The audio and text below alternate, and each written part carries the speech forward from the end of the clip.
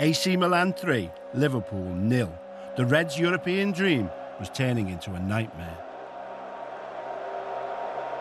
Some Liverpool fans were finding it all too much to bear. The third goal, just before half-time, I couldn't see any coming back into the game at all. I just didn't see any way that we were going to go back into the game. I remember I walked to the back of the stadium at half-time, and I was just literally kind of shocked walking around, and a fella stormed past me and left. And I shouted to him, God, come back in, mate. You know, it's not that bad. And he went to give me the two fingers, and I just thought, well, I know what he's thinking. I went up to the top of behind the goal and seemed to be just walking round in some like state of shock is all I can describe it.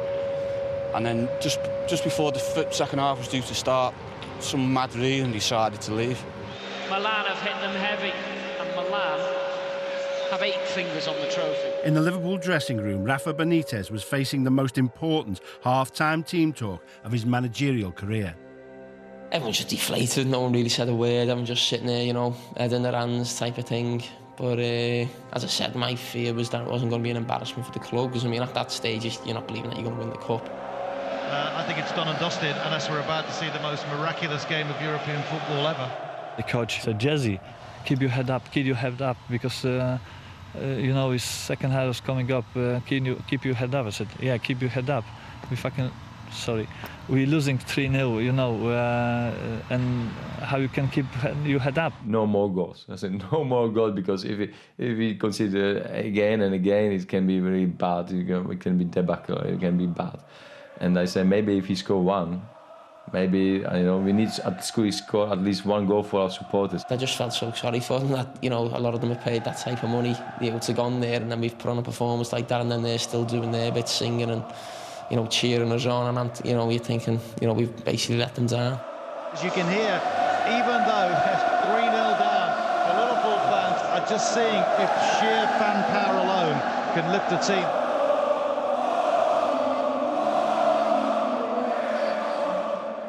And the North Stand started singing You'll Never Walk Alone.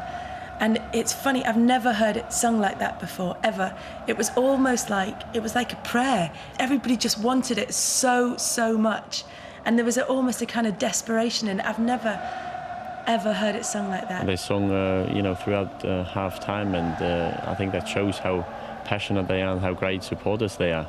And obviously it's good to know you have these people behind you. I don't know if it was the fans feeling sorry for themselves or trying to rally the team. I'd like to think it was the latter. And it was superb the way they sang it, right from the heart. And it touched the nerve, obviously, the players, and the manager said, you know, listen to that. You've got to go out and do it for them. In the Milan dressing room, the players felt they already had one hand on the trophy. Even they were surprised at just how easy the first half had been. Well, when you look at it, it went quite easy, to be fair, and I think nobody expected it, that we went 3-0 up in the first half, not even ourselves, of course, you know. The game was finished for all, except then for God. The second half starts, and we see that all our players are impeccably groomed and start worrying about the hairdos more than the way of playing. And we start having a bit of a funny feeling. Things started really going downhill, really downhill, in 6 minutes. What was about to unfold would surely go down as the most incredible 6 minutes in football history.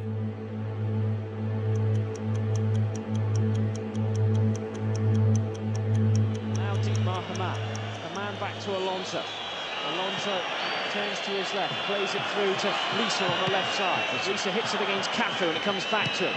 Lisa puts it back into the box. Header or goal! Oh, he's got it! And the captain has delivered a blow to AC Milan. That's what give everyone a lift. You know, just even the supporters, get the supporters going again, give the players a bit of belief.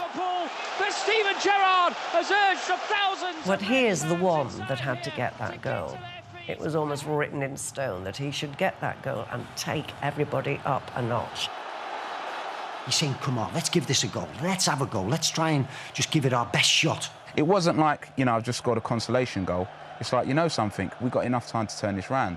And, you know, when your captain calls to arms like that, then let's have it.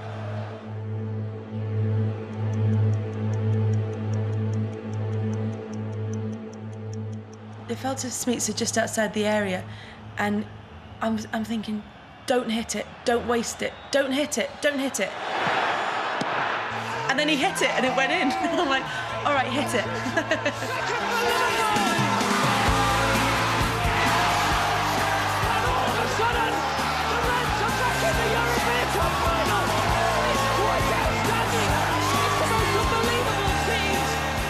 I'm not like big shooter, but sometimes, you know, you have to try to shoot, and there were too many players that I had no other option.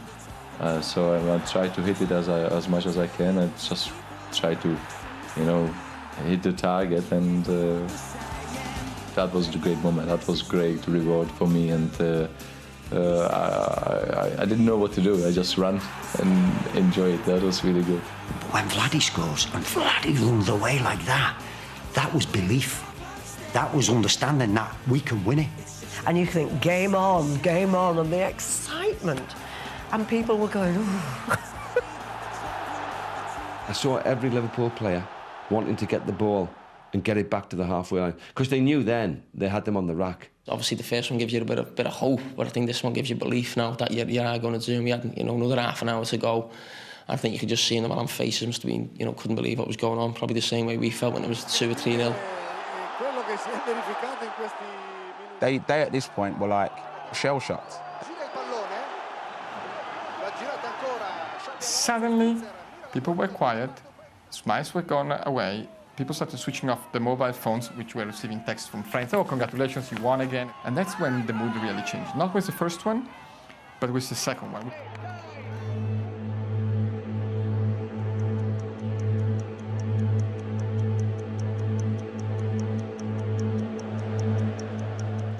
Steve, who does the sports side of Radio City, said to me, now, John, we know what you like, you get carried away sometimes, which I do, and I get a bit loud over the microphone when I'm celebrating. He said, we need this game for the archives, so when Liverpool score, please, you know, which is easier said than done, you know what I mean? The Liverpool fans are going nuts. Just possible. Just possible. Oh, here's a ball from Carragher. Penalty for Liverpool!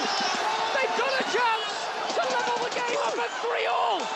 I don't think a European... Stevie's made that searching run in, and the slightest of touch, Stevie's gone to ground, and you think, get in there, it's a penalty. What a turnaround if this goal can go in with 15 minutes... There's just a shriek of, like, complete disbelief and euphoria. And then there's that horrible, who's going to take the penalty? Who's going to take the penalty? I actually had the ball, and Luis Garcia tried to take me off it, and I thought, no, you're not taking it. I wanted Alonso to take it. You know, he's a great passer of the ball, a great striker of the ball. 40,000 Liverpool fans inside here hold their breath. Hundreds of thousands hold their breath on Merseyside.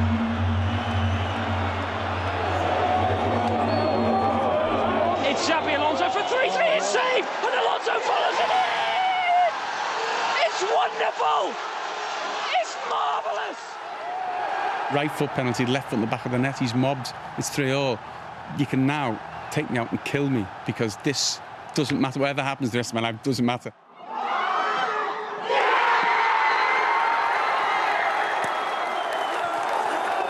Then all hell's broken loose, and I've gone absolutely crackers. Well, I leapt about, and I just kept, I mean, you know, they kept showing it again and again, and I kept watching it again and again. You couldn't watch enough of it. I mean, it was just fantastic. Everybody's just kind of tumbling all over the place and kissing each other and hugging each other. I think I kissed a lot of people that night. This is incredible. You know, am I believing this? What's going on? Because it was incredible. How can you be 3-0 down at one stage and you're 3-3 and you think, what's going to happen next? In the space of 6 minutes, Liverpool had turned the European Cup final on its head. The Italians couldn't quite believe what was unfolding before their eyes. I think we just lost concentration, especially when you look at the kind of goals we conceded. But we were also unlucky. In a game of football, you can lose your concentration more than once, and you're never punished for it. We lost our concentration 3 times, and they scored 3 times.